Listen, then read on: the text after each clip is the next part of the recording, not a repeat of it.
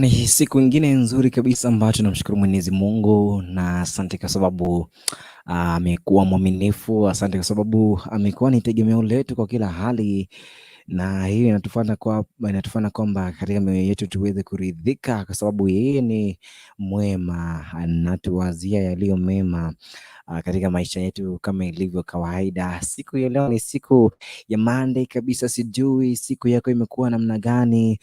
Tukiwa katika hii show ambayo tumeingia hivi sasa, na mimi Papa Isaac Leonard, ambapo hivi sasa tumejiandaa kwa sababu ya neno ambapo tunaita kwamba ni MOSHENEE ya Christ siku ya leo. Sijui kama uko maeneo gani ambapo tunaweza kutupata katika awamu hii ya jioni, ambapo tutakuwa tunapatana na wewe katika siku ya leo, ikiwa kwamba leo ni tarehe 15 mwezi ni wa 11 mwaka 2021, ambapo tunajua kwamba Mungu ametuandalia makuu tena mengi sana, ili kwamba tuwezidi kumtukuza na kumuinua na kulimidi jina lake, maana ni yeye amefanya hayo yote kuwa katika maisha yetu. Ni yeye amefanya tu hayo yote kuwa mazuri, ili kwamba tuweze kusonga kwa njia moja au nyingine. Na tunakukaribisha wewe ambaye uko pale manyumbani, ushatoka pale wax kidogo, mwingine uko pale wax kidogo, lakini naamini kwamba Mungu ambaye ni mlinzi amekulinda. Ile biashara yako kwa pale manyumbani kidogo imekuwa nzuri, na najua kwamba Mungu anaendelea kukufungulia njia na unaendelea kupata baraka zake siku zote, na kwa kweli Mungu huyu siku zote yeye milele amina.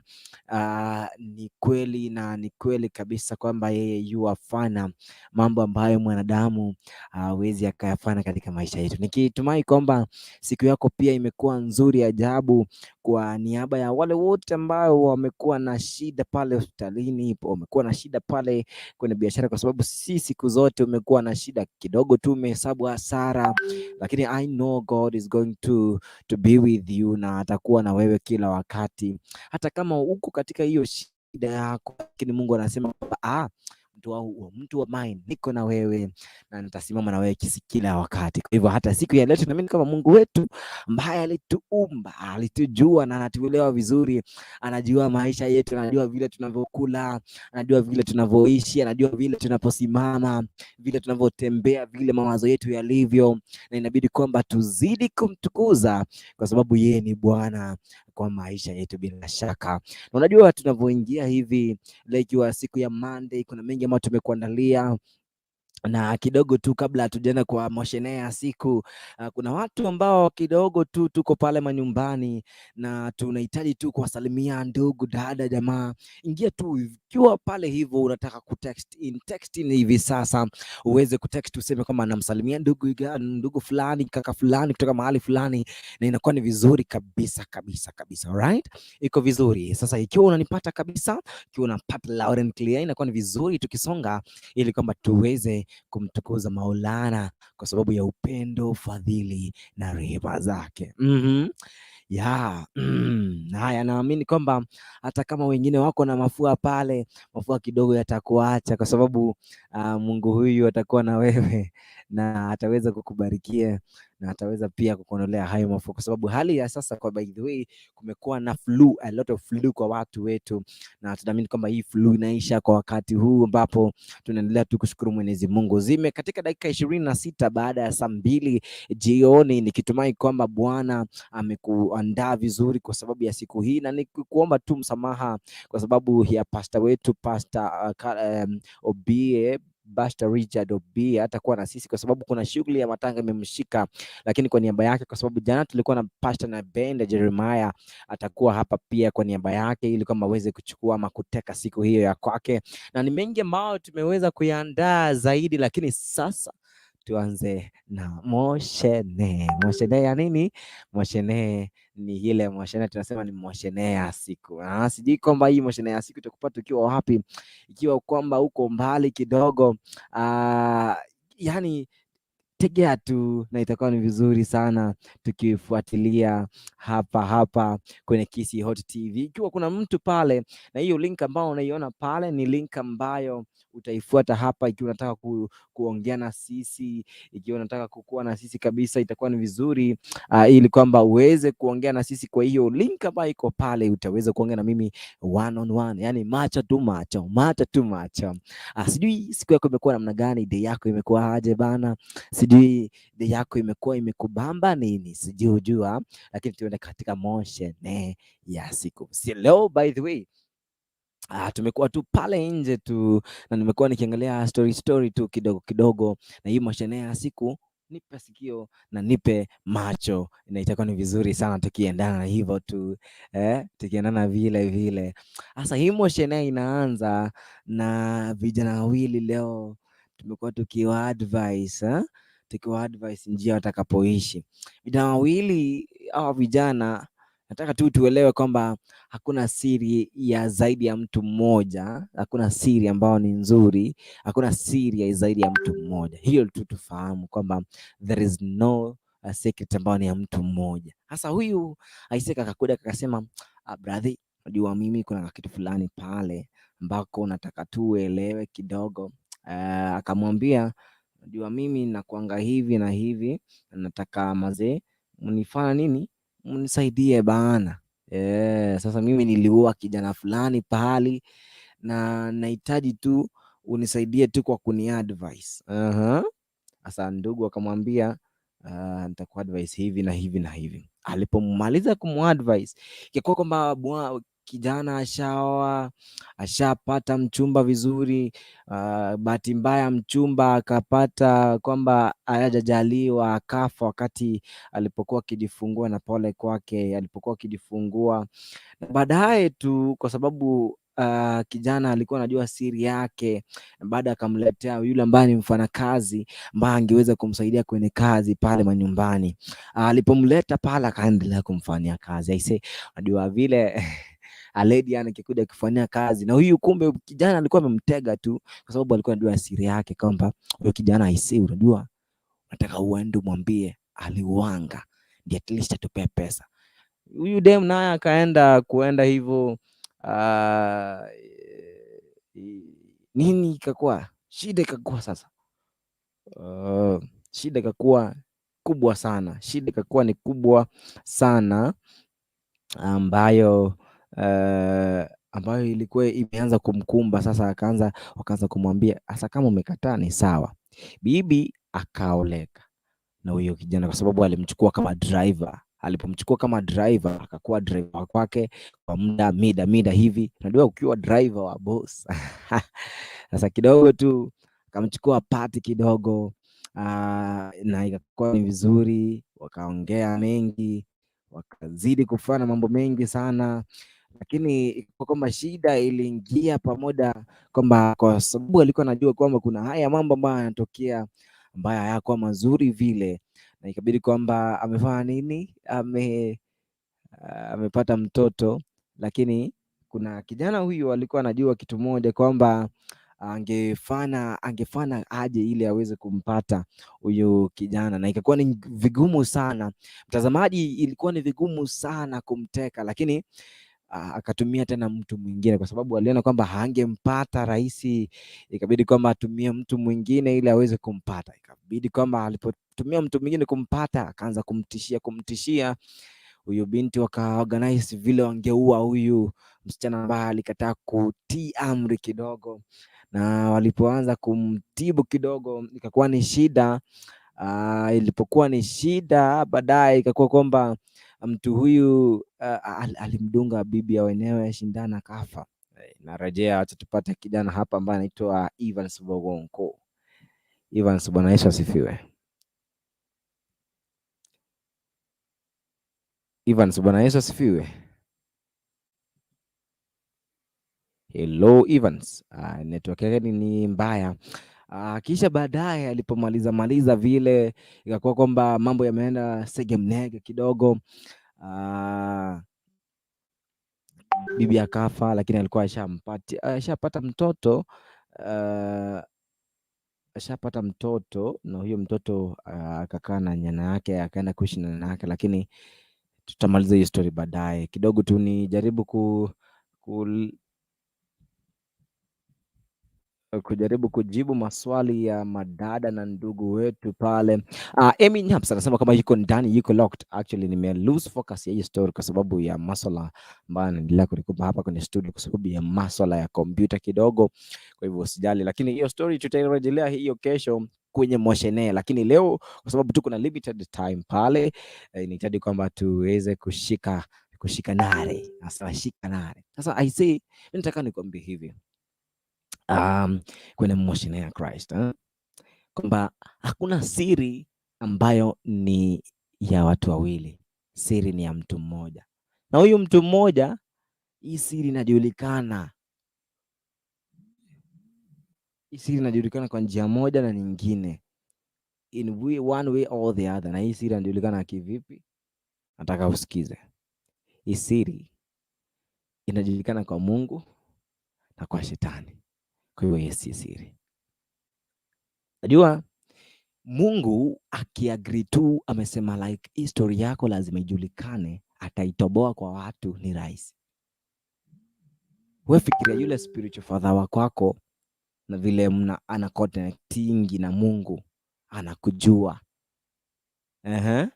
Wewe na mwenye unafananga dhambi kila wakati, kuna siku I say God ata reveal hii message yako yenye unafananga vituko kwa pasi. Not pasi peke yake. Inaweza kwamba huku kuna rafiki mzuri pale, na huyu rafiki by the way upate kwamba huyu rafiki amekuwa tu ni rafiki mbeard hivi, ambaye mbeard kwa mambo ya kuomba na kuhubiri. Ameomba sana kukuhusu, akakuombea wewe, akasema upate baraka, uinuliwe, Mungu akupe kazi, Mungu akupe kila kitu ambacho unahitaji kwa maisha yako, na baadaye upate kwamba shida imekukumba kidogo na haushiki kitu. Haushiki kitu, yeye atashika network. Unadhani kama ajui, atashika network yako, uta lose friends. So hakuna secret kwanza in this life. In short, let me just say this, in this life there's no secret. Hakuna secret kabisa. So hiyo secret yenyewe umejiweka, umejisundia tu hapo, hiyo si secret bana. Secret iko kwa Christ. Hii siri ukitaka tu isijulikane, mara nyingi ambia God, mimi nataka tu hii story ikuwe namna hii, kwa sababu unajua mambo yanakuwa magumu sana kwa mtu ambaye anaamini maswala ya kutomwamini Mungu. So hakuna siri ya kujifichia. Hakuna siri ya kujifichia.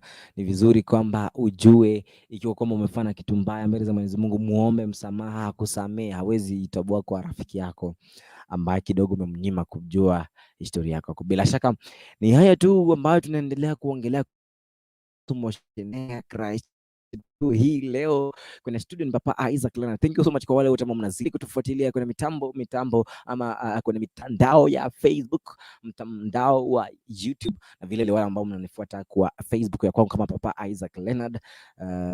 Hapo tu mnaweza mkatuma ujumbe. Papa Isaac LENARD ni a page ya kwangu pale, ukitafuta utaipata. You can like that page as well. My YouTube channel ambayo inaitwa Papa Isaac LENARD. Itakuwa ni vizuri adabu tukisonga kwa njia hiyo. Alright, itakuwa ni vizuri. Haya, hii leo tuko na mambo mengi ambayo tunaweza kuyashare, lakini kabla ya kuenda pale kuna mengi ambayo tunashare siku ya leo. Kidogo tu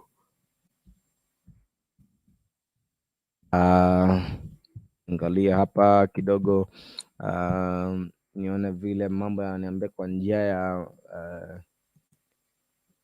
Facebook hapa, na kama watu wanaendelea. Felda anasema yuko locked kabisa. Yuki anasema kwamba yuko locked kabisa.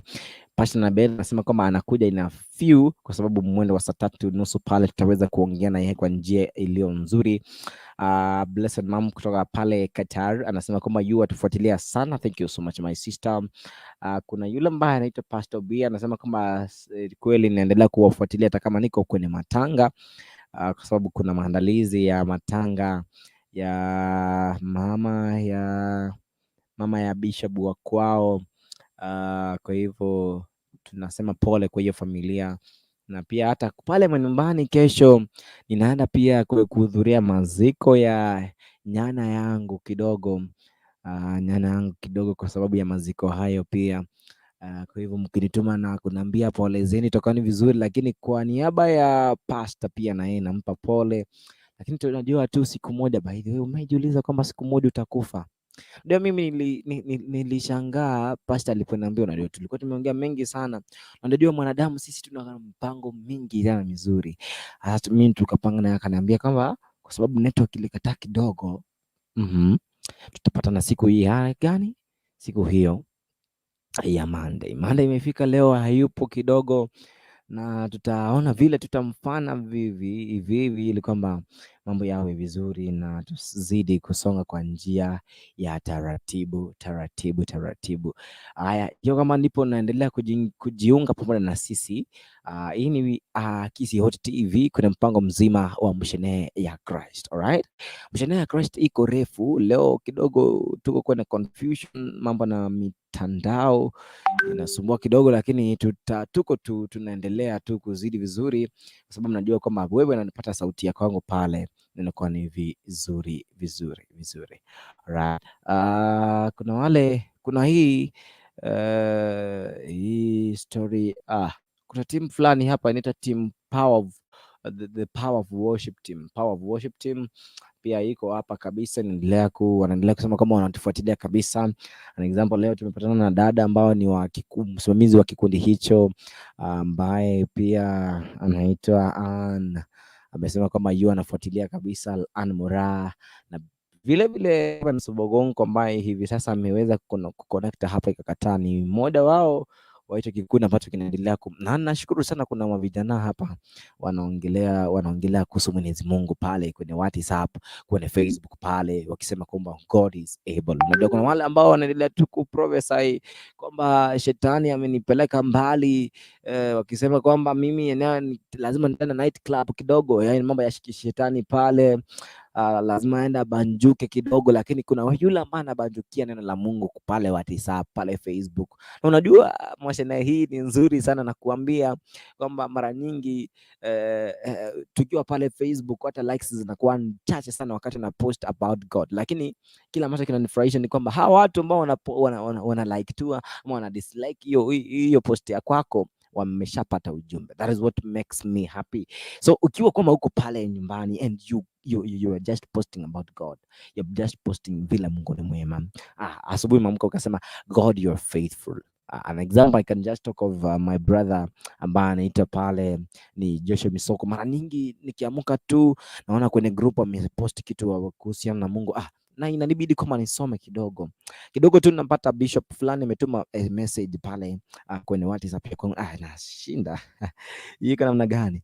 Iko vizuri. Haya, kwenye topic ya leo ambapo tunaongea kwa dakika 20 pale, Paul Cup Masese anasema tuned in kaka. Thank you so much Paul Cup Masese, na you are the frequent follower wa kwangu. I think ninaona ni kama nitaweza tunuku kitu very soon na itakani vizuri tukizidi kufuatilia. By the way, Polycarp hakuna siku ameifuatilia bila kucomment. Thank you so much my brother, may God bless you, may God be with you, ili kama tuzidi kumtukuza Mwenyezi Mungu kwa kila hali, ili kama tuzidi kusonga, na itakuwa ni vizuri sana kwetu sie. Right?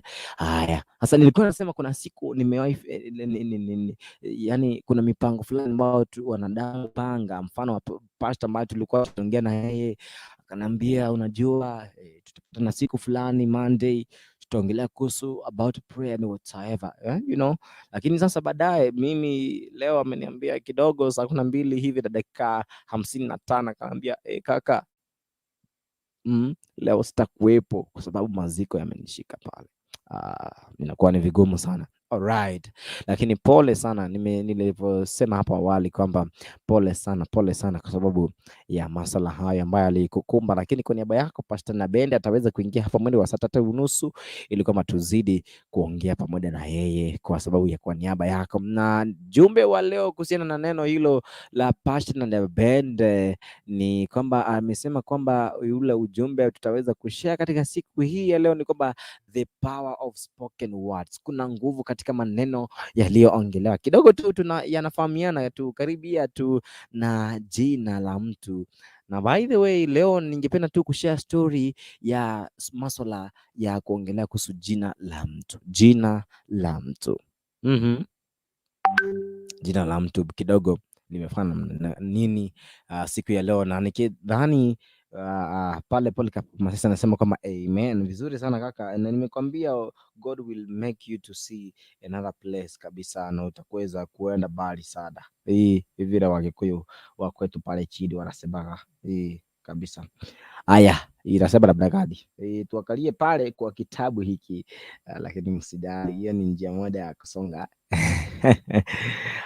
Haya, uzito ulio kwa mambo jina langu. Kuna kijana alikuwa anasema kwamba hiyo ni MOSHENEE pia nyingine about MOSHENEE ya leo ni kuhusiana kijana ambaye alisema kwamba aise, mimi siku zingine mimi bana, mi naona kwamba jina langu ndilo liko na shida kidogo, na hii shida imeleta tu na jina langu ambalo linanisumbua, nasumbuliwa sana na jina.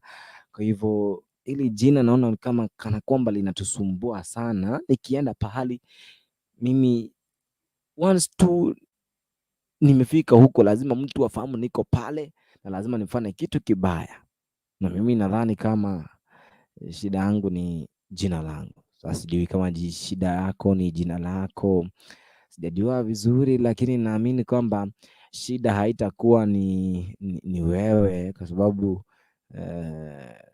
shida iko namna gani?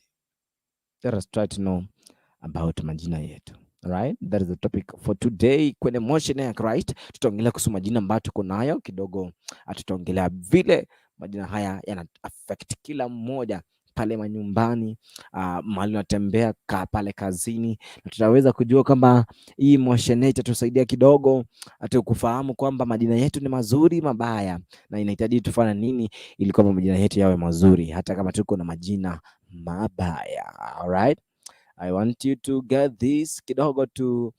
Tukiendelea kuzidi kufuatilia, najua kwamba tunashughulikia vitu viwili vitatu pale, itakuwa ni vizuri kwetu kuweza kujua ni yepi tutaweza kuyafanya katika siku hii ya leo. Right, itakuwa ni vizuri. Haya, tuweze kuangalia pale kabisa.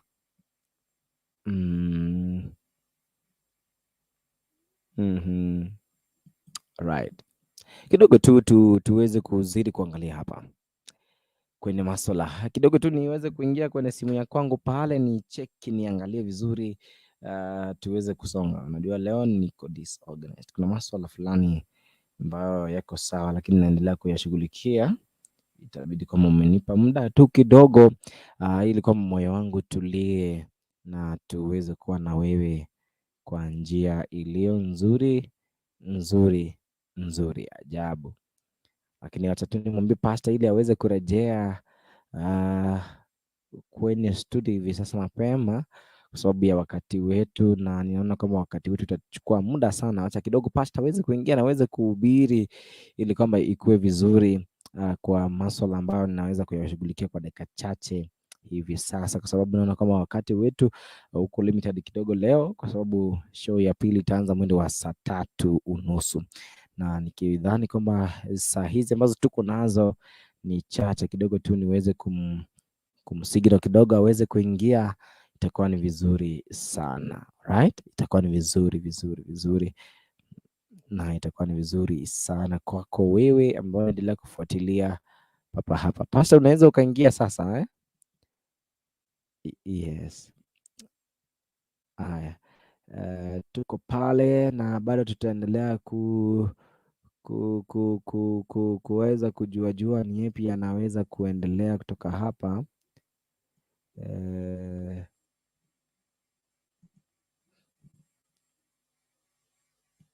Alright, kidogo tu tunashughulikia kitu viwili vitatu pale, na itakuwa ni vizuri sisi tukiweza kumaliza kwa njia iliyo nzuri pale.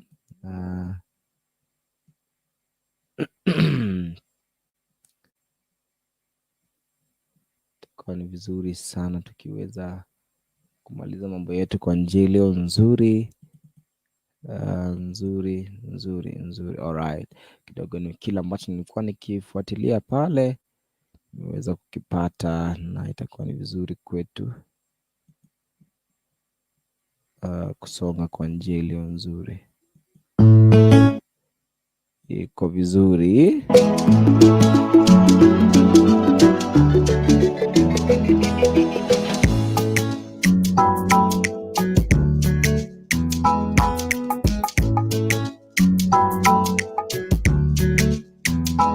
Tunazidi kusonga kwa njia leo nzuri kabisa. Nimeangalia kwamba sasa mitambo yetu iko sawa kabisa. Kwa wewe ambao unaendelea kutufuatilia katika mita bendi hii kwenye station hii yetu ya Kisii Hot TV, kwa sababu nimeangalia kama title ambayo tungeongolea siku ya leo kuhusiana na masuala ya majina yetu, kidogo tutaweza kuiongelea pia kwa sababu ya masuala tofauti tofauti ambayo yameweza kuibuka. Utatupa pia wakati kidogo ili kwamba tuweze kuzidi. Unajua hii beat nimekuwa nikitumia mida kidogo tu iliyopita hapo, na tunaamini kwamba hata siku ya leo kuna mengi ambayo tutaweza kuandalia leo hii bila shaka. Tukiendelea kumngoja pasta wetu kidogo tu tuweze kujua ni kina nani ambao wanaendelea kufuatilia hapa kwenye Kisii Hot TV siku ya leo. Mwimbaji wetu wa Irene Nyaboka anasema kwamba yeye anafuatilia tena sana kutoka eneo la Nairobi. Kuna yule ambaye kijana anaitwa Buge anafuatilia kutoka eneo la ile la Kisii. Thank you so much. Geoffrey yeye anafuatilia kutoka eneo la Gitare. Lazarus anasema kwamba yuko katika eneo lile la Nairobi. Vizuri kabisa. Kuna yule mwalimu ambaye unajua kabla mimi kuingia hapa nilikuwa nafunza kidogo. Kuna mwalimu ambaye tulifunza na yeye pale St. Francis Xavier pale nyumbani, na akasema kwamba siku moja niweze kumsalimia kwenye studio. Francis bana, nakusalimu mahali uliko bana, ili kwamba inakuwa ni vizuri sana. Walimu wote wa St. Francis pale na pale MD Margaret, kuna MD Evelyn, nakumbuka kuna wale MD wengine zaidi kabisa kama Happiness pale na Zailet, bila shaka mwalimu Elkana, kuna Christopher, kuna wengine zaidi Makanja vile vile. Thank you so much kwa wale wote ambao mnazidi kutufuatilia kwenye mitambo yetu ya social media zote. Mfano kuna Facebook pale, kuna YouTube pale, inakuwa ni vizuri tukiendelea kufuatilia. Nafurahi sana na furaha tele kama wewe unaendelea kujiunga pamoja na sisi, and we are happy for you.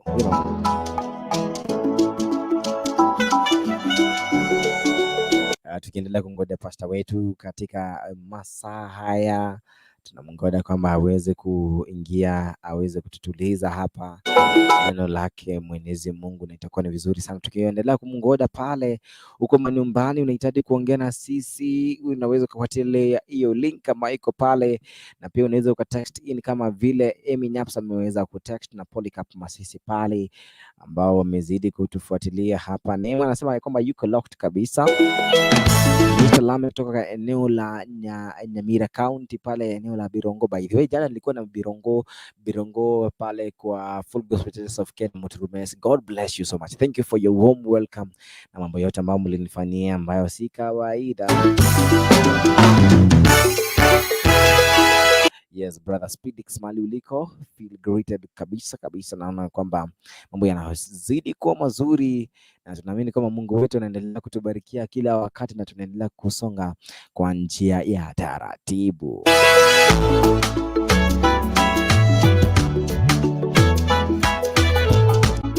Msanii Nabii anasema kwamba yeye anafuatilia kabisa kwa njia ya YouTube.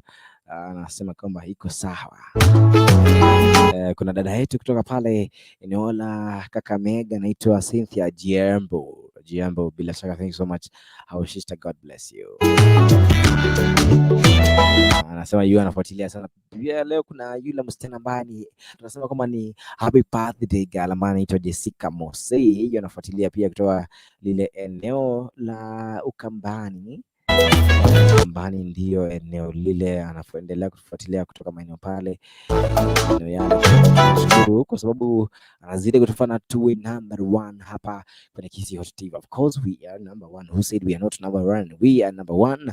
Kwenye mashindano ya Christ mara ya nyingine zikiwa zimekatika dakika 52 tukiwa tunaelekea katika ile awamu ya mwisho ambayo ni awamu ya saa 3. Tunamaliza mwendo wa saa 3:30 ili kwamba iwe ni vizuri kwetu kumaliza kwa wakati, kwa sababu show nyingine inaanza mwendo wa saa 3:30 pale kuendelea kidogo, na kwa hivyo tutabidi kwamba tumempa muda kidogo ili kwamba mambo yaweze kuwa mazuri na Mungu aweze kutuinua na kutubarikia kabisa.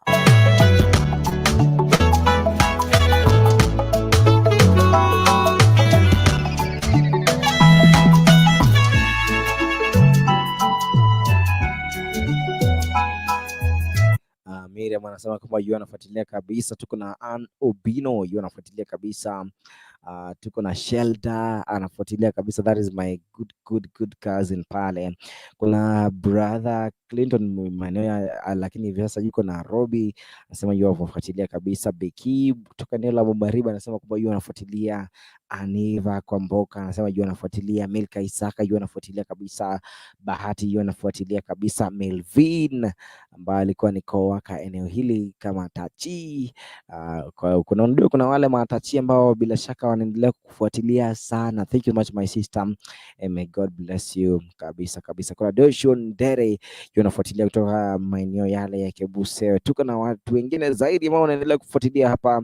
Tuko na Nariana kutoka eneo lile la Nakuru, bila shaka akiendelea kufuatilia. We are happy for you.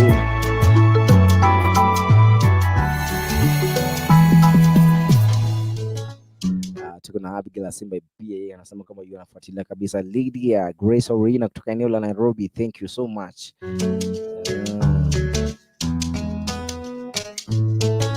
Ni wengi ambao siwezi kuwamaliza hivi sasa, lakini tunashukuru sana kwa wote ambao mnaendelea kutufuatilia kabisa. Kuna Anthony pale kutoka eneo la hivi sasa yeye ni mwalimu kutoka eneo lile la ambao linaitwa ni eneo la wapi pale Turkana, ambapo yeye ni mwalimu pale eneo lile la Turkana. Kwa hivyo tunamtakia heri njema. Thank you so much for following us all along toka eneo lile mbali. Hii mtambo ya YouTube inasaidia sana ndugu zetu. Kwa hivyo ni vizuri tukiendelea kusoma kwa njia iliyo nzuri kabisa. Thank you so much. Nimeona kwamba pastor wetu amejiunga na sisi kupitia kwa mtandao wetu, na hivyo itabidi kwamba tumempa wakati, kwa sababu leo tumefinywa kidogo kwa sababu ya shughuli ambazo ziko kwenye studio, ambapo kumekuwa na shamba imesogezwa nyuma kidogo siku ya leo kwa sababu ya wakati, ambapo kutakuwa na interview ya mwanamuziki. Kwa hivyo inabidi kwamba tumlete mapema kidogo tupate baraka. Ukiendelea kutilia chakula cha jio pale, inakuwa kwamba unakutulia kidogo, unakazia macho simu yako pale, inakuwa ni vizuri na tukisonga. Kwa hivyo unaweza kutuma kila macho ungependa kuongea katika siku ya leo, ambapo siku ya leo ninapoangalia hapa mada ya pasta wetu siku ya leo, mada yetu kama kwa pamoja ni kwamba nguvu za maneno tunayoyatoa vinywani vyetu, na utaweza kufahamu ni kipi hiki ambacho hosteli ukiongea. Unajua siku hizi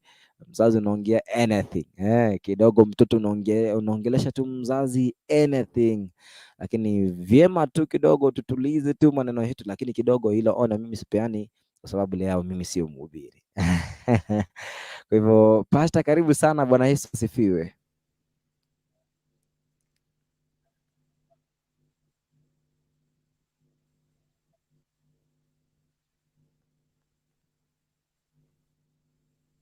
Hello pastor, Bwana Yesu asifiwe.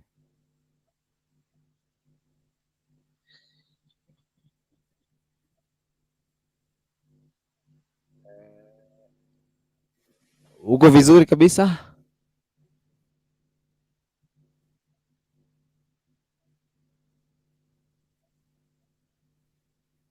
Hello pastor, unanipata kabisa kweli? Kidogo Amen. Mtumishi wa Mungu, nashukuru kwa sababu ya nafasi hii. Amen. Sijui unanipataje? Iko vizuri sasa, nimeiweza Mimi nakupata, japo kuna mahali ulikuwa nakata. Sijui wewe unanipataje? Nimekupata kwa njia iliyo nzuri sasa. Mimi nakupata, sijui wewe unanipataje? Nimekupata vizuri sasa. Mimi nakupata, sijui wewe unanipataje? Na kupata kwa njia iliyo nzuri pastor.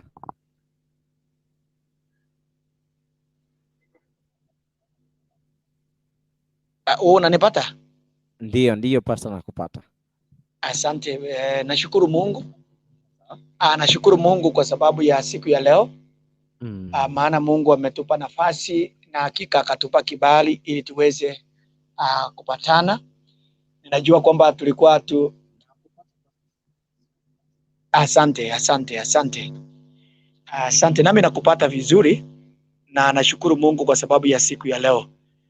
Najua kwamba tulikuwa Asante. Japo najua tumeanza mapema kidogo kwa sababu ya vile umeweza kujulisha watazamaji na wasikizaji kwamba kuna mahojiano ya mwimbaji ambayo itakuja baadaye, na nataka kushukuru Mungu kwa sababu ametupa nafasi hii ili tuweze kumshukuru Mungu.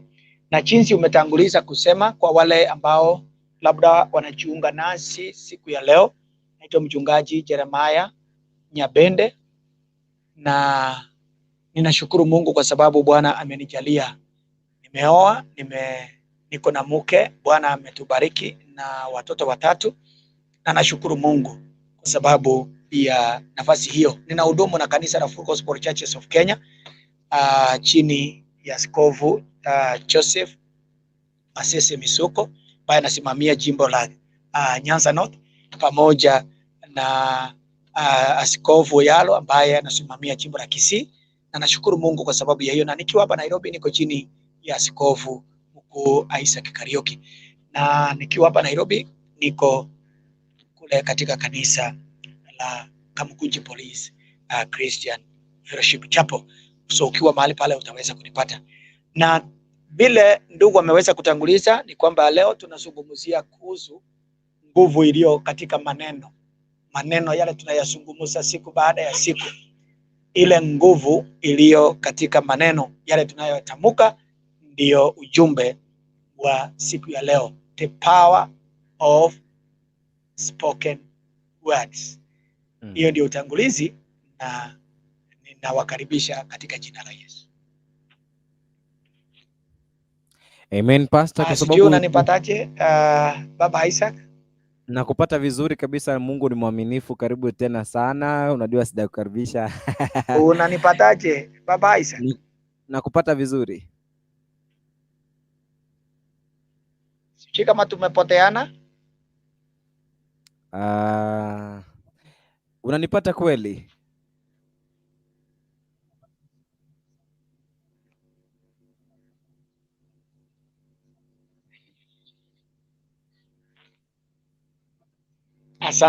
Asante, nashukuru kwa sababu ya makaribisho hayo.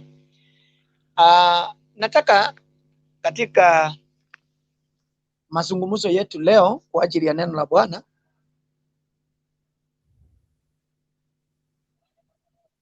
mimi ninakupata, sijui wewe unanipataje?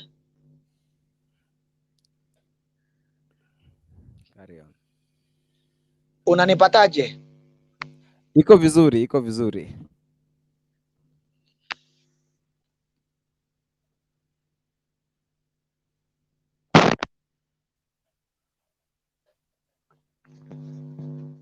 Sijui studio unanipataje?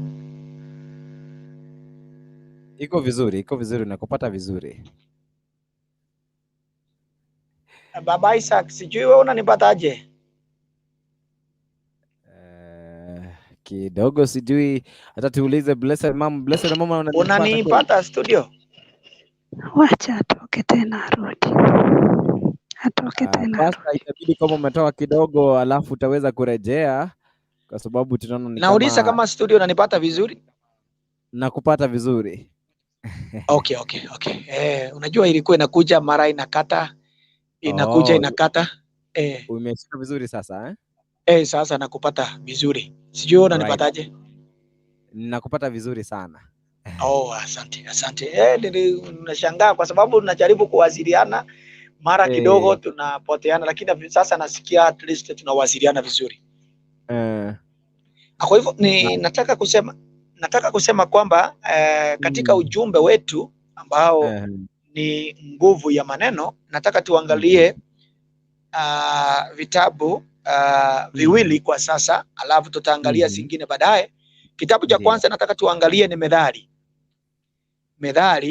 6 mstari wa kwanza mpaka wa 5.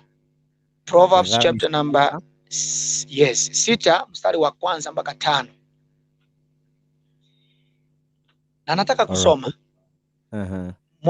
Mwanangu, kama umekuwa mdhamini wa jirani yako, ikiwa umeshika mikono kwa kuweka ahadi kwa ajili ya mwingine, kama umetegwa na ulichosema, umenaswa kwa maneno ya kinywa chako, basi fanya hivi mwanangu, ili ujiweke huru, kwa kuwa umeanguka mikononi mwa jirani yako. Nenda ukajinyenyekeshe kwake, musii jirani yako. Usiruhusu usingizi machoni pako, usiruhusu kope zako sisinzie.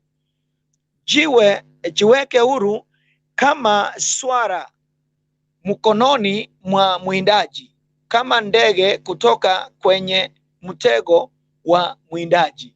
Bwana asifiwe.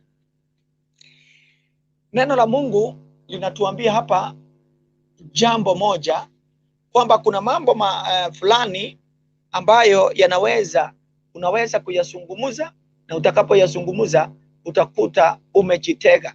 Na katika kitabu cha Methali ushauri unatolewa hapa kwamba kama kuna maneno fulani mtu ameyazungumza, na katika hali ya kuyazungumza yameweza kumuingiza katika mtego, basi anapewa ushauri hapa kwamba enda kwa yule ambaye umeweza kuzungumza maneno kwake, haya maneno aweze kuyaondoa.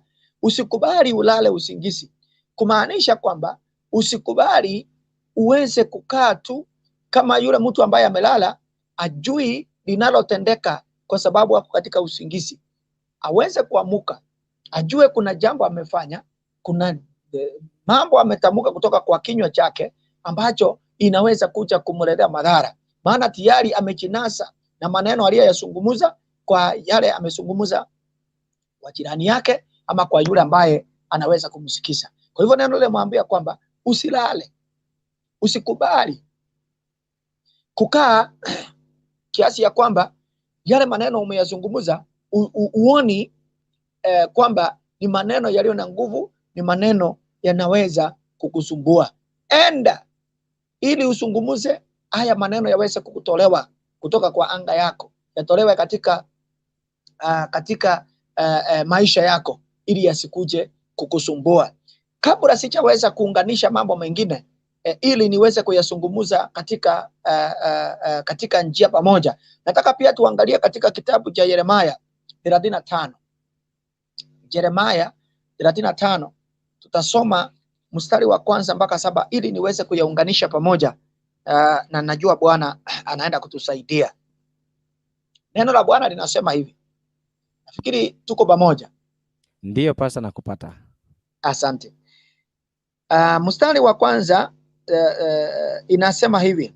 Ili ndilo neno lililomjia Yeremia kutoka kwa Bwana wakati wa utawala wa Yoakimu mwana wa Yoshia mfalme wa Yuda. Nenda kwa jamaa ya Warekabi na waalike wache kwenye moja ya jumba kwa pembeni vya nyumba ya Bwana, na uwape divai wanywe.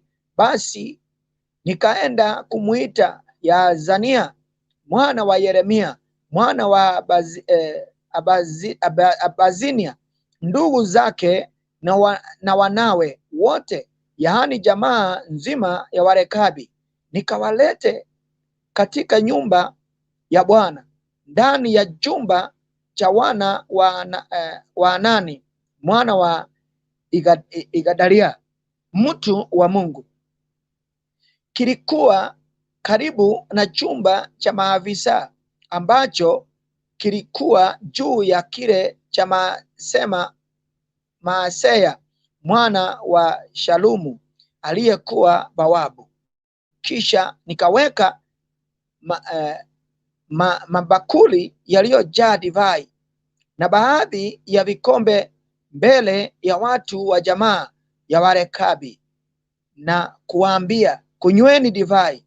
Lakini wao wakajibu, sisi hatunywe divai kwa sababu baba yetu Yonadabu mwana wa Rekabu alitupasa agizo hilo, ninyi wala wazao wenu kamwe msinywe divai, pia msijenge nyumba kamwe, wala kuotesha mbegu au kupanda mashamba ya mizabibu, kamwe msiwe na kitu chochote katika hivi, lakini siwe zote lazima muishi kwenye mahema, ndipo mtakapoishi kwa muda mrefu katika nchi ambayo ninyi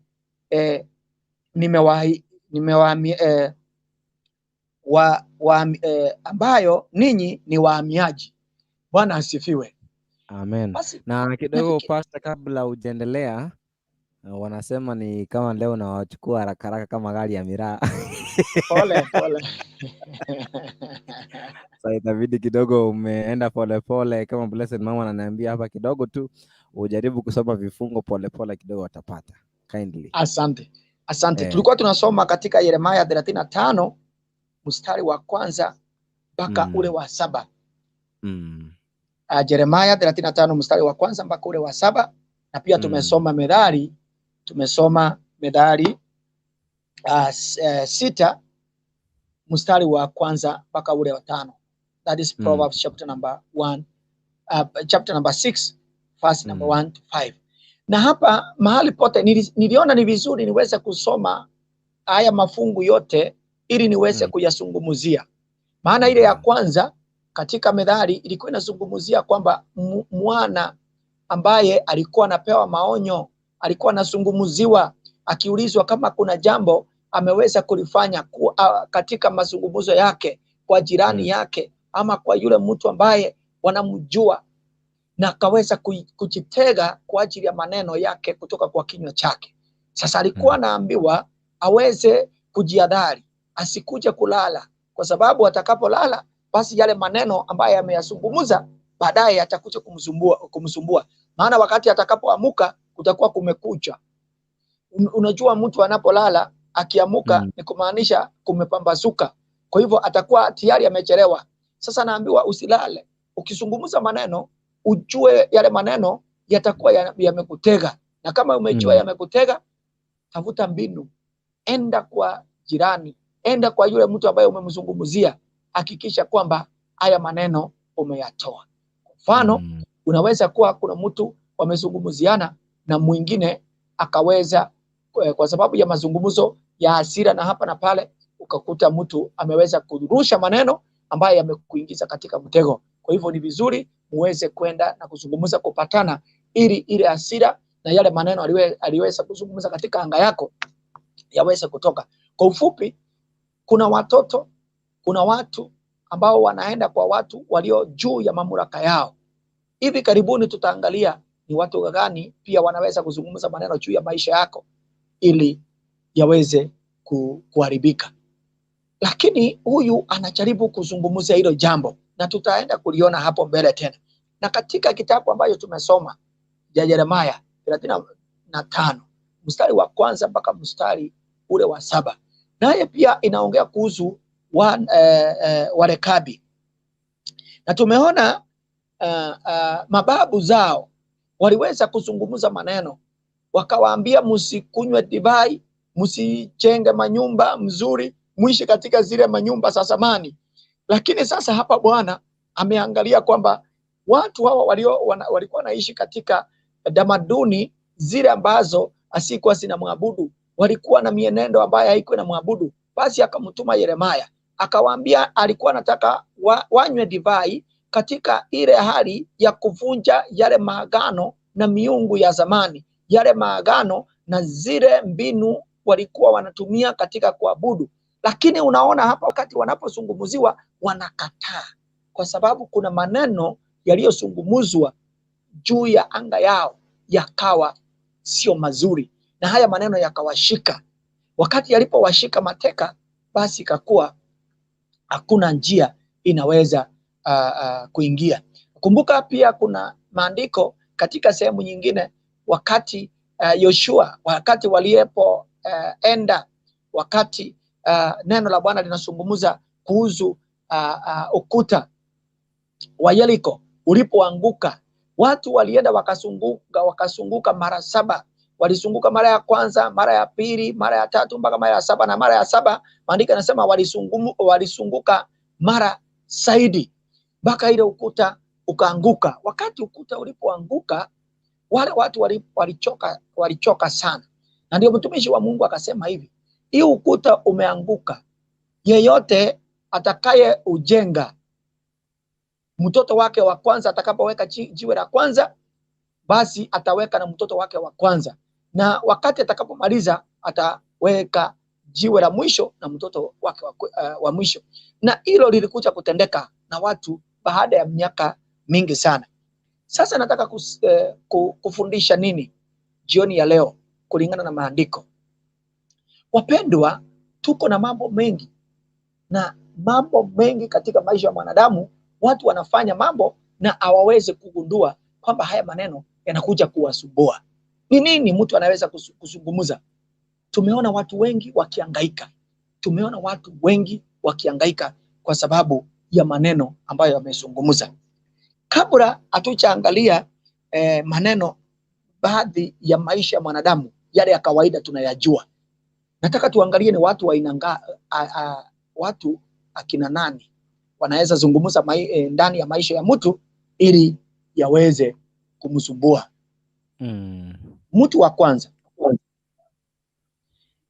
wewe mwenyewe, wewe as an individual unaweza zungumza jambo ikusumbue katika maisha yako. Bwana asifiwe. Amen. Kwa mfano, kuna watu unakuta wameajiriwa kazini. Mtu ameajiriwa kazini anasema mimi madaraka sitaki kusongezwa madaraka, hii madaraka nisumbua, hii kitu ni mbaya na mimi sitaki. Na anaongea kiorera, mimi hii kazi sitaki. Hii kazi sitaki. Alafu unasahau. Kumbe uliongea tu na uchungu, ukasema mimi hata kazi sitaki kwenda kutafuta. Afadhali mimi nikae nyumbani nichunge ng'ombe, nichunge kondoo, nifanye nini, hizi kazi sitaki. Kumbe uliongea tu kwa uwepesi, kwa haraka, bila kufikiria. Alafu baada ya miaka 2, 3, 4 unaanza kuona kumbe kazi ni mzuri. Ni vizuri nitafute hii kazi, at least nipate kazi, hata mimi niajiriwe nipate pesa kidogo kidogo ya kutumia. Unatafuta kazi haipatikani. Hata masaa zingine unaona kabisa you are qualified kwa wale watu mnapanga laini muende kutafuta kazi. Lakini ukifika huko hata unakuta manager ama yule ambaye anatakikana akupe kazi anakuangalia, anaona wewe utoshi. Kumbe si eti utoshi, kuna yale maneno yamesimama katika anga yako yanakuzuia kazi, kwa sababu wewe tayari ulikuwa umekataa. Ni kana kwamba ulijirani, kwa sababu wewe hautaki kazi. So uwezi kuachiliwa kazi, maana wewe mwenyewe uliweza kukataa. Mtu wa pili, the words spoken by your spiritual leader over your life. Yale maneno yanazungumzwa na kiongozi wako wa kiroho. Unapo subject your spirit to a spiritual leader, unasema huyu ni mchungaji wangu, huyu ni askofu wangu, huyu ni padri wangu. Kwa sababu kuna wale watu wa Katoliki wanasema ni father. Ukienda Anglikana na wengine tuko na majina mbalimbali tunaita viongozi wetu wa dini. Sasa kama wewe sema mtu fulani ni mchungaji wako, kule ndio unaenda katika kanisa, yeye ndiye anakulisha kiroho, yeye ndiye unatoa fungu katika kanisa hilo, na huyo mchungaji wakati mwingine ndiye anapata sadaka kutoka kwa mambo mengine kama hayo, huyo anakuwa ni your spiritual leader. Sasa huyo spiritual leader wako, yale maneno anazungumza yanaweza kuwa ya baraka katika maisha yako, na pia yanaweza kuwa ya laana. And that's why your spiritual leader akizungumza juu ya maisha yako, anakuwa ni nabii wako, anakunenea maneno, na hayo maneno yanafanya kazi juu ya maisha yako. Na pia ukiweza kukwaza yeye moyo, ama wakati mwingine aongee maneno kwa uwepesi, mambo ya laana, na hayo maneno pia yataweza kukusumbua. Huyo ni mtu wa pili. Mtu wa tatu ni yule ambaye ako na mamlaka juu yako, a person who has authority over you. Na mtu ambaye ako na mamlaka juu yako ni mtu kama baba yako, mtu kama mama yako, mtu ambaye ni kiongozi katika ofisi, watu kama walimu. Walimu wako na mamlaka juu ya watoto, maana tumewapelekea watoto katika shule. Sasa hao walimu wako na mamlaka juu ya watoto wetu, so they can speak something iweze kuharibu. Na ndio maana tunaambia walimu wetu mahali popote wapo, na hata wale wanaonisikiza kwa sasa hivi, tafadhali wale watoto tumewapea katika shule, hapana ambia mtoto you are stupid, wewe ni mjinga, huwezi sikia. Hayo maneno yanaharibu watoto, na watoto wanakuwa hawatashika vizuri. Kwa hivyo kama wewe ni mwalimu, Pastor, kidogo unamaanisha hata kama mtoto anapata hii chemistry anaambiwa wewe uko na uwezo? Yes. Uko na uwezo, ni vile hauchagundua jinsi unatakikana kujiandaa. Wacha nikueleze Baba Isaac. Ichapo mimi sijasomea ualimu wa primary ama high school ama university, lakini nimepata kusoma ile kitu kwa sababu wakati nilipokuwa kule Kiganjo tulienda mambo ya kusoma, mambo ya kufundisha psychology of teaching na mambo mengine ambayo yanahusiana na mambo ya mafundisho. Ile kitu nataka kukuambia, hatuna mtoto mjinga hata moja. Ndio. Tunakuanga na kitu tunaita slow learners and quick learners. Sasa wakati unakuta mwalimu anaita mtoto mjinga, hiyo ni maneno yaliyopotoka katika barabara ambayo ni ya ethics ya masomo. Ni vibaya sana mwalimu kutusi mtoto katika njia ya kumudunisha, katika njia ya kumurahani. Wengine hata wanaenda mbali mpaka unakuta mwalimu anaambia mtoto, wewe ni mjinga kama baba yako, wewe ni mjinga kama mama yako, na hata ajui mama yake, ajui baba yake. Sometimes maneno kama hayo sio mazuri kabisa. Hata mwingine anaambia wewe, hata ukifunzwa hesabu, wewe kichwa yako, unajua kuna ile lugha ya Kikwetu watu wanasema I am not teacher. Unajua, unaona kitu kama hiyo sasa. I am Brian.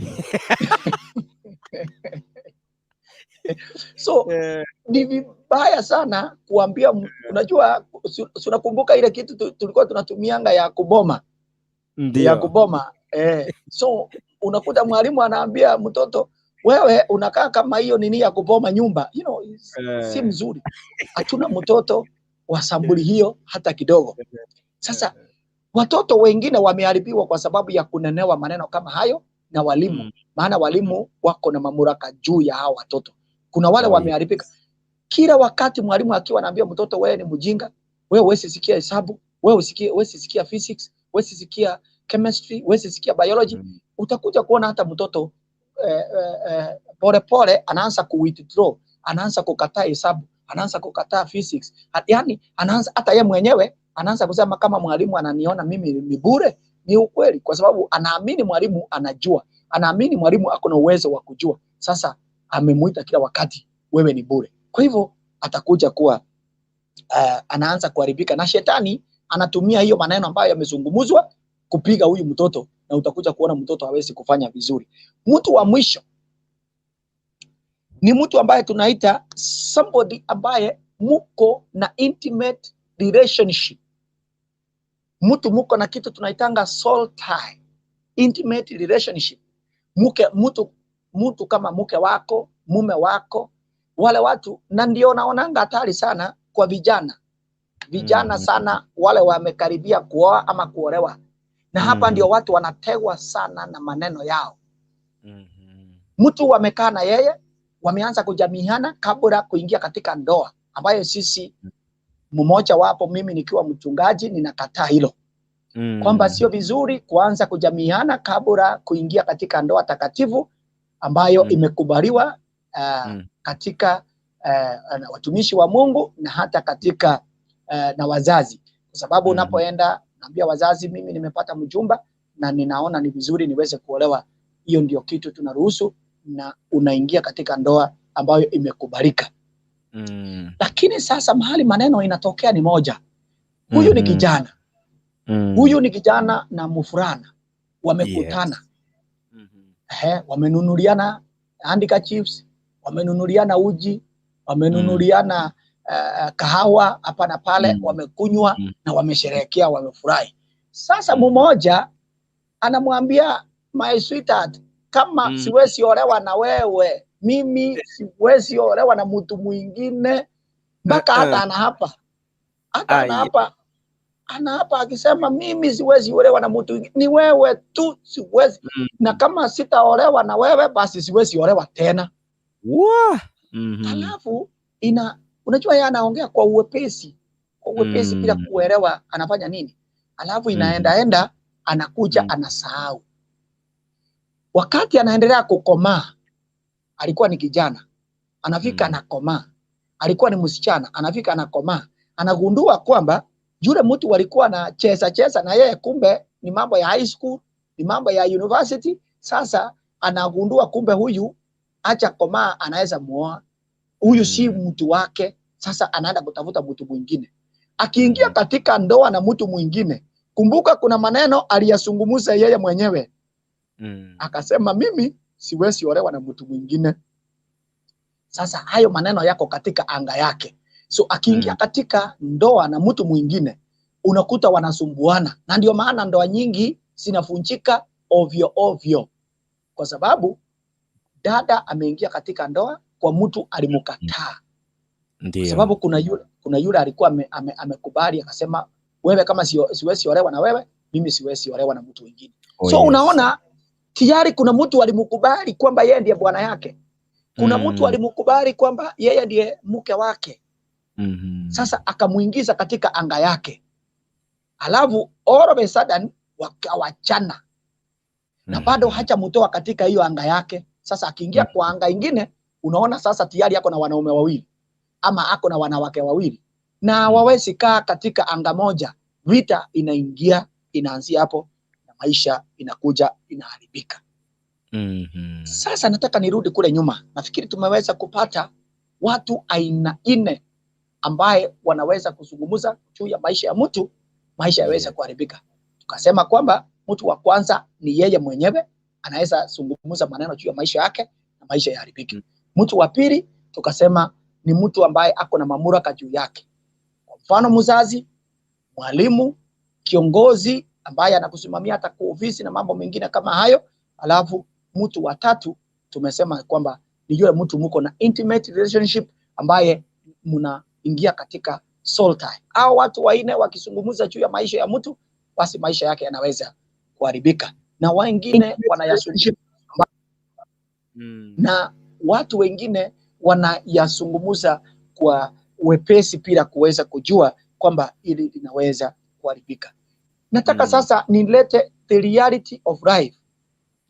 Katika maisha, maana tumeweza kukutana na watu wengi, na kulingana na maisha ya kiroho na vile neno hili nimeweza kulilete, yameweza kusumbua sana. Angalia katika jamii. Kuna mtu ameolewa akaingia katika familia. Wakaweza kupata watoto, mume na mke wakapata watoto. Lakini maisha yakafika katikati, yakaanza kuwa na shida. Alafu mume akasumbua mke kiwango ya kwamba huyu mke amefika mahali akaona siwezi toka katika hii ndoa kwa sababu tayari tumepata watoto, lakini anaivumilia hiyo ndoa imekuwa kama pilipili, lakini anavumilia. Sasa kwa hawa watoto unakuta mama anaambia watoto wake, hii mimi nimevumilia sababu niliwazaa, mimi singepata mpate kuolewa na musumbuke vile nimesumbuka hivi. Mimi ningetaka mukae na mnayo musiolewe, mukae single maisha yenu yote. Na unaona anaongelesha watoto wake na mna hiyo kwa sababu mume amemsumbua. Aya, ama msichana yeye mwenyewe anaangalia vile mama yake amehangaika katika ndoa. Msichana ameona vile mama yake amehangaika, alafu anasema kama ndoa ni hii, mimi siwezi olewa. Wacha nikae peke yangu. Sasa hii msichana akiongea tu kwa sababu ile ya utoto ama ile ya kutojua kwamba haya maneno yatakuja kumsumbua, anakaa anaanza kuwa na ile tamaa ya kutaka kuwa na mume na yeye aanzishe familia yake. Lakini kuna maneno aliyazungumza kwa haraka, kwa uwepesi, bila kujua haya maneno yanaweza kuja kumsumbua. Sasa akifika wakati anatafuta mume, anapata lakini hawezi kumuoa. Wanakuja wanaongea, anaona kama wamekubaliana. Wakati wamepanga, wakati wa kuona hiyo kijana anafanish, anapotea. Anashindwa kwani ameenda wapi. Tena huyu anapotea hivyo, anaenda anasikia kidogo ile kijana ameoa. Sasa anaruhusu hope na huyo. Anakaa, anakuja tena anapata mwingine. Tena wanaanza relationship. Wanazungumza, wakati wanakaribia kuoa, tena huyo kijana anafanish. Hivyo mpaka msichana anajiuliza, kwani mimi si kuumbwa vizuri? Am I not beautiful? Nakumbuka jana tukiulizana jina ya beautiful na handsome. Sasa msichana anajiuliza, am I not beautiful? Anaenda kwa kioo, anaangalia kioo. Kusema kweli, hii sura yangu siwezi pata mtu wa kunipenda. Sio kwamba hauwezi pata mtu wa kukupenda. You are so beautiful. Wewe ni mzuri. Shida ni moja, kuna maneno uliyazungumza yanazuilia anga yako kwamba wewe huwezi olewa. Maana ulikataa wewe mwenyewe ukasema siwezi olewa kwa sababu ndoa kama mama yangu anasumbuka namna hii, wanaume wote ni hivyo. Jambo lingine labda ni kijana ameona vile mama amesumbua baba, amefanya nini, naye kijana anasema wanawake, sijui kama umeisikia watu wengine wanaongea ovyo tu bila kujua eti wanawake yote ni mashetani. Hata unauliza wanawake kama ni mashetani na mama yako pia ni shetani. Unajua vitu zingine mpaka watu wajiulize swali. Mama yangu pia ni shetani. Kwa sababu kama wewe unaweza sema eti wanawake yote ni shetani, hebu jiulize swali, mama yako pia ni shetani. Unajua kuna maswali watu ni shetani na tena alikulea. Hiyo ndio vitu watu wanatakikana kuangalia. Ndio tuache kuongea maneno kiolela bila kuyapima. Ni kama vile unasikia mtu hata mwingine unasikia anasema eti wanaume wote ni umbwa. Wewe ukisema wanaume ni umbwa, hata baba yako ni umbwa. You know, those are some of the questions people need to ask before you speak from your mouth. Kabisa. It is very unfortunate. Mtu kusungumuza jambo kama hilo bila kufikiria. Maana unatakikana ujue baba yako ni mwanaume. Mama yako ni mwanamke. Kwa hivyo huwezi tupa maneno ya kutusi wa akina dada ukisahau kwa mama yako mwenye alikunyonyesha, akakulea, akakufikisha mtu mzima ni mama. Huwezi tuzi wanaume ukisahau kwamba baba yule, hata kama ulilelewa na single mother, bila baba hukuona baba. Kitu moja unatakikana kujua kwa akili yako, huyo mama hakukupata katika roho kama vile Bikira Mariamu alipata Yesu katika roho. Mama yako alikupata kutokana na mzee fulani, ni vile haukumjua, maana mama yako hakukueleza ni nani, akakulea akiwa peke yake. Lakini lazima huyo mama, kuna mzee walipatana na yeye, akaweza kushika mimba, akakulea ukakuwa mtu mzima. Kwa hivyo lazima uheshimu wazee. Na huyo mzee kama ni mzee amekulea peke yake au kupata mama, lazima uheshimu wa mama. Maana kuna mama alikulea, alikubeba miezi 9 ndio kaweza kukuja. Kwa hivyo lazima tuweze kuangalia, tusiongee maneno kwa uwepesi ovyo ovyo kutoka kwa mdomo ambaye yanaweza kutusumbua. Sasa tufanye nini mpendo? Kuna mambo mengi tunahitaji tuweze kuyajua. Kuna watu wanatakikana kuelewa. Unaona, watu kama wachawi, watu kama waganga, wakati wanapofanya mambo zao za uchawi na uganga, ni maneno wanazungumza. Angalia katika tamaduni mbalimbali, unasikia kuna mtu ameweka uchawi siku kwa barabara, mtu akapita akaanguka. Lakini kwa hiyo barabara kuna watu wengi wamepita. Kuna watu wengi, John alipita hapo akuanguka, Peter alipita hapo akuanguka, Juvenalis alipita hapo akuanguka, Jane na wengine. Lakini yule aliyezungumziwa na muganga na mchawi na yeye mwenyewe, kwa sababu hajasimama vizuri, pasi ndiye alianguka. Kwa sababu uchawi unaangusha mtu ambaye hajaamini na ambaye hajafuata njia za Bwana. Kwa sababu mimi ni mchungaji na nakwambia uchawi upo, maana hata katika Biblia umeandikwa uchawi upo. But unaangusha watu ambaye hawajaokoka na wale ambaye hawajamjua Mungu, hawaamini nguvu katika damu ya Yesu, nguvu katika jina la Yesu na nguvu katika msalaba wa Yesu. Ndio. Yule ambaye anaamini katika utatu, uchawi whether wa Indian Ocean, whether wa jijui wapi, whether wa wapi, hauwezi kukushika na uwezi kukuangusha. Wale watu wanaangushwa na uchawi ni watu hawajaokoka wala hawajamjua Mungu, na ndio wanatetemeshwa tu na mambo ya uchawi. Wakati mwingine shetani akitumwa na akuja akikuguzaguze tu, uangalie uone ni shetani na umesimama vizuri, muuliza ni shetani, umekuja kufanya nini? Wewe sunguka ukichoka kwenda, wachana na mimi, maana mimi unajua, unakumbuka Yesu aliambia shetani siku moja, mimi na wewe sijui tunaulizana nini, maana mimi sina deni na wewe. Ndio. Hakuna kitu tunaulizana na wewe. Kwa hivyo sisi tukiwa Wakristo, hiyo vitu isitutishe. Lakini ujumbe, sababu sitaki kutoka katika hilo ujumbe, ni kwamba maneno yanazungumzwa kutoka kwa kinywa. Wachawi wanatumia maneno ndio waweze kurushia watu vitu zao za uchafu. Pastor, nimepewa na director dakika 5 za mazidadi, sijui utaharakisha kwa njia gani ili kama tuweze kutamatisha. Inawezekana. Sasa nataka nisungumuze mambo machache. Tufanye nini kama tumeyazungumuza maneno kwa njia mbaya? Tuangalie katika kitabu, ijapo sitaisoma lakini nataka kuizungumuza. John 18:25-27.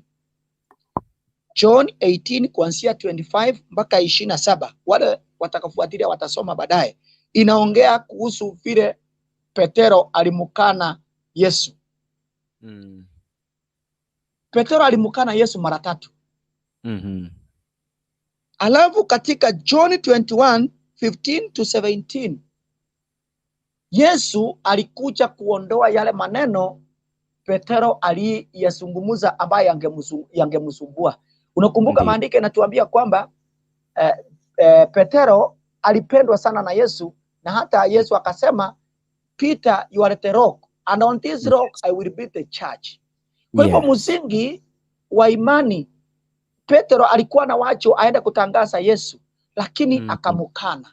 Kwa hivyo kama Yesu angeweza kurivasi yale maneno ambaye Petero alimukana, Petero angeweza kutangaza Yesu, kwa sababu maneno yake Petero yangeweza kumumaliza kabisa, na injili ya Yesu aingetangazwa kutoka kwa kinywa cha Petro. Na ndio maana Yesu akalivasi yale maneno. Ukiangalia katika John 18:25-27 alimkana mara 3, na katika John 21:15-17 Yesu alirivasi mara 3. Nataka tuisome hiyo ya mwisho, kwa sababu mara 3 watu wengi wanajua, maana inasema mara 3 utanikana kabla jogoo kuwika. Watu wengi hata watoto wadogo wanajua, lakini hawakumbuki kwamba alirivasi pia mara 3.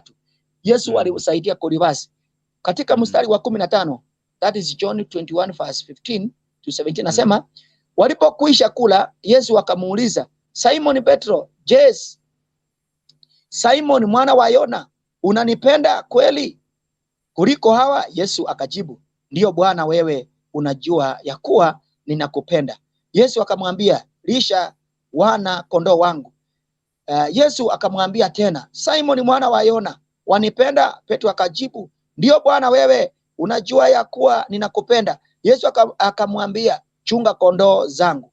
Mstari wa 17, kwa mara ya tatu Yesu akamuuliza Petro, Simon mwana wa Yona, unanipenda? Petro akahuzunika sana kwa kuwa Yesu alimuuliza mara ya tatu, unanipenda? Akajibu, Bwana, wewe unayajua yote, unajua ya kuwa ninakupenda.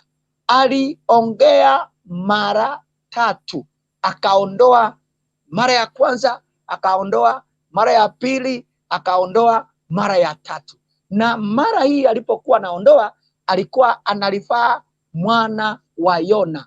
Alikuwa anataka kutoa mambo yote pamoja na ya ukoo wao, ili isiruke kutoka kwa ukoo wa Petro iingie katika ukoo wa baba yake. Akayaondoa yote. Kwa hivyo nataka nimalizie hapo niseme kwamba wakati wowote utakapogundua umezungumza maneno na yale maneno umezungumza yanakusumbua, hakikisha kwamba umeyaondoa katika anga yako, umeyaondoa katika maisha yako, yasikuje kukusumbua. Tafuta kiongozi aliye na mamlaka juu yako, ambaye unaamini mchungaji wako ataweza kuyatoa, na Bwana atakubariki. Kwa sababu ya muda sitaki niendelee zaidi ya hapo. Ninafurahi sana kwamba Bwana ameweza kutusaidia.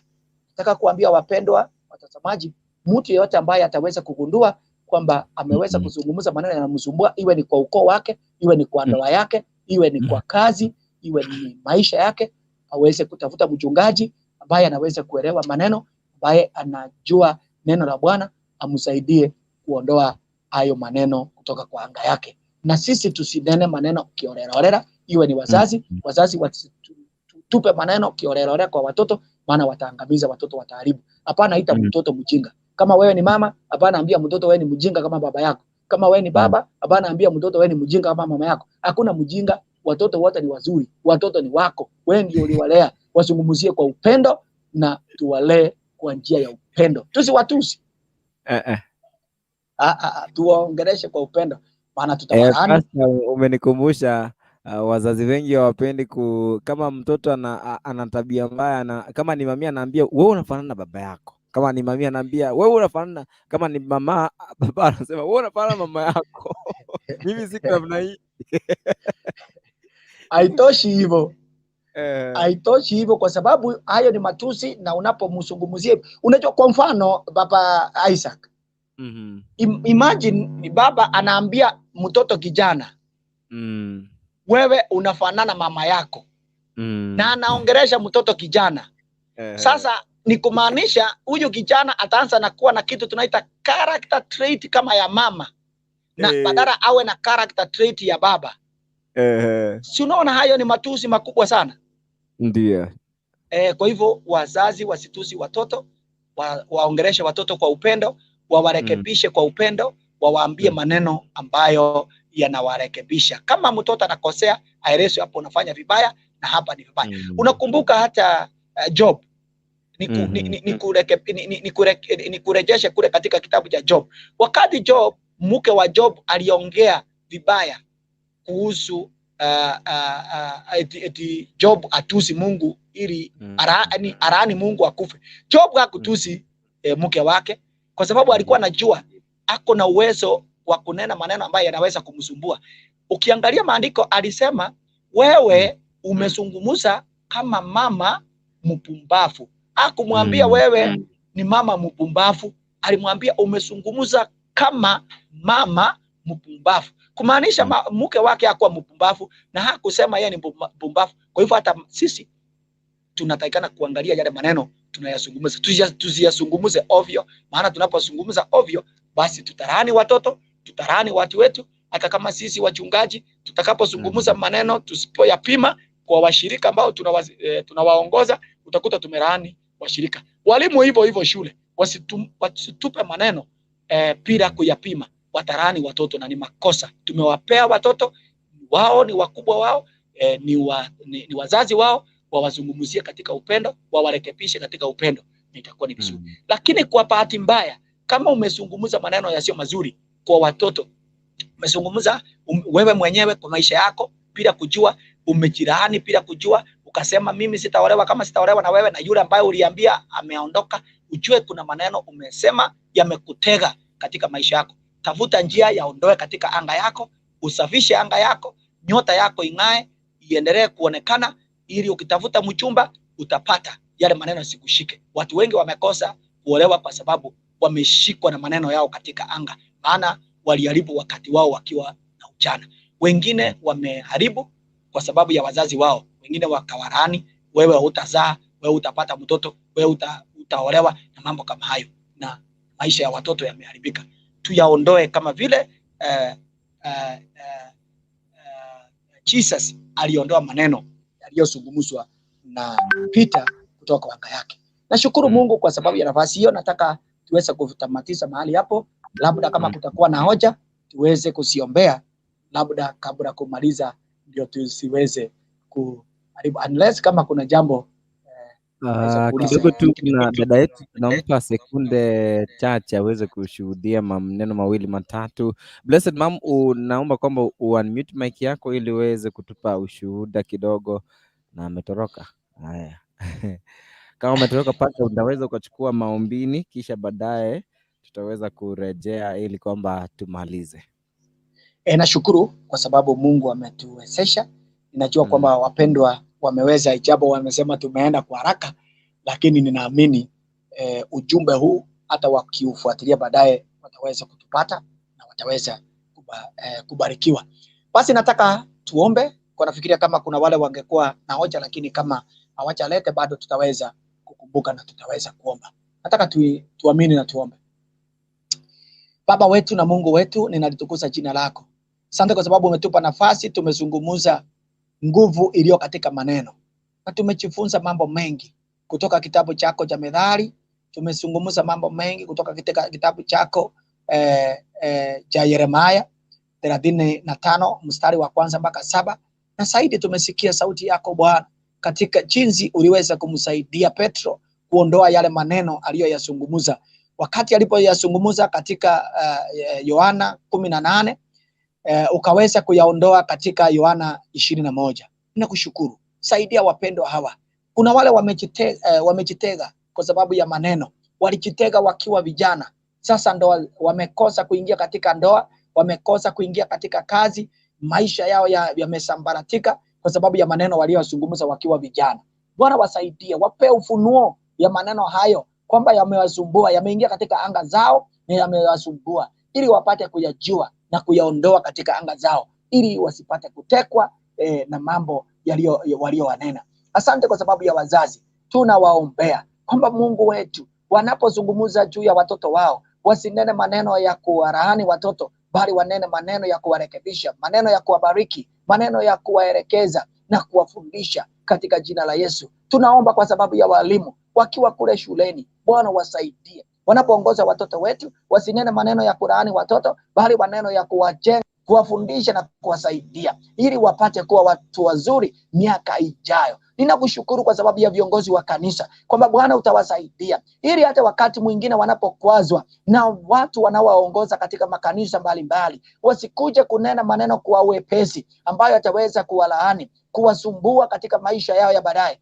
bali waweze kuwarekebisha na kuwasaidia katika njia ya upendo. Ninawaombea walio katika uongozi kwamba Bwana utawasaidia, wasinene maneno ya kulaani watu walio chini yao, bali wanapowakwaza mioyo yao, Bwana wasizungumze maneno yataweza kuwatega, ili kwamba Bwana wapate kunena maneno ya upendo, maneno yataweza kuwasaidia. Asante kwa sababu ya nchi yetu ya Kenya, tunaiombea Bwana uikumbuke. Asante kwa sababu ya viongozi mbalimbali, Bwana watende mambo mazuri, ili kwamba Bwana wanapotembea, wanaponena na watu, wanena mambo yaliyo mazuri. Ninawaombea walio wagonjwa katika mahospitali, walio katika nyumba, walio katika mahali, wengine wamekosa fedha ya kuwapeleka hospitalini, wengine wamekosa watu wa kuwapa msaada, wengine wamegonjeka kwa miaka mingi, wamedhoofika maisha yao, wamemaliza mali, wamemaliza fedha, hata wale wanaowachunga wamekwazika, wamesumbuka kwa sababu ya magonjwa yamechukua muda mrefu. Bwana uwaingie,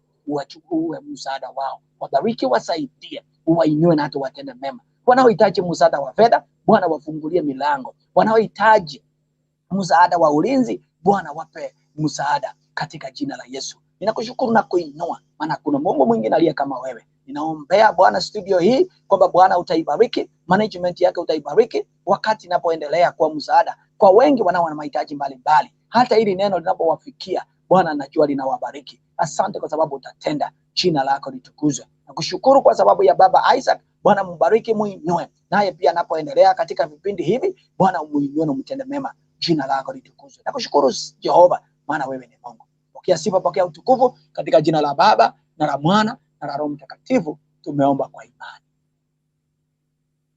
Amen, Pastor. Asante kwa sababu ya neno hilo lako nzuri ambalo tunaamini kwamba Mungu amekutumia kwa njia ya kipekee, na tunasema kwamba uendelee kubarikiwa zaidi. Asante. Basi nashukuru sana. Mungu awabariki sana, na hata vipindi ambavyo vinafuata, naamini kwamba Bwana atawasaidia mpaka mtakapotamatiza. Neema ya Bwana iwatoshe, na msalimie wapendwa wote katika jina la Yesu. Amen, amen. Tunashukuru sana. Leo nilitumiwa tu salamu, upate salamu za huyu pastor ambaye nilimwambia basi kama hautakuwepo tutakueleza wewe uweze kuchukua nafasi yake. Anaitwa Pastor, anaitwa Richard Obie. Sijui kama umemsikia hili jina kweli. Richard Obie. Okay, bado hatujakutana. Lakini ninaamini kwamba karibuni Mungu atatujalia na tutaweza nitakuja, nikidhani kuna wakati nitaweza kuleta joint ya mapasta nyinyi wote ambao mtakuwa mkifanya kwa hizi show zetu, ili kwamba siku moja kidogo tupate kikao, tuzungumzie mawili matatu juu kuelezana kuhusu mambo ya maybe ya kidini na sheria za kidini kidogo tu watu waelewe. Asante. Aya, nashukuru sana. Leo tutakuwa na wakati mwingi kwa sababu already tumekula dakika 5 lakini tunashukuru kwa sababu bado neema ya Mungu inatutosha. Kwa hivyo nakutakia usiku mwema Pastor. Nashukuru pia, nanyi pia mubarikiwe mnapoendelea na kipindi. Aya. Huyu amekuwa ni Pastor na Bende ambaye amekuwa na sisi kwa niaba ya Pastor Richard Obie, na tunakushukuru wewe kwa sababu ya kuwa pamoja na sisi tangia tulipoanza hadi hivi sasa, ambapo zimekatika dakika ni 49 ni 50 hivi baada ya saa 3 usiku. Nashukuru sana kwa sababu ya wewe kuchukua wakati wako pia, wakati muhimu sana, ili kwamba ukakuwa pamoja na sisi katika siku hii ya leo, na Bwana wetu Kristo Yesu aweze kukusaidia na kukubarikia na neema yake iweze kukutosha. Hebu na tuweze kusema, may the grace of our Lord Jesus Christ and the love of God and the fellowship of the Holy Spirit be with us now and forevermore. Amen and amen. Imekuwa kwa ni show nzuri ya Mshenee ya Christ, lakini kesho pia tutakuwa hapa ili kama tukupe Mshenee ya Christ kuanzia saa 2 hadi saa 4, ambapo tutakuwa na pastor mwingine baadaye mida hiyo ya saa 3 hadi saa 4 atakuwa anaitwa, tutawaeleza, anaitwa Pastor James Nyagu. Bado tu hilo jina na karibu nikangane kwa sababu ni la Kijaluo, lakini kidogo tu tutamjua hapo kesho. Lakini kufikia sasa niite Papa Isaac LENARD na kutokea usiku mwanana ulio na baraka tele. Ngojea baadaye ndugu yangu ambaye anaitwa Kuntu mida hii ya saa 4 anaweza kuingia hivi sasa, ili kama tumweze kufululiza hadi mida ya usiku wa manane. Goodbye. Neema ya Bwana ikutoshe tu.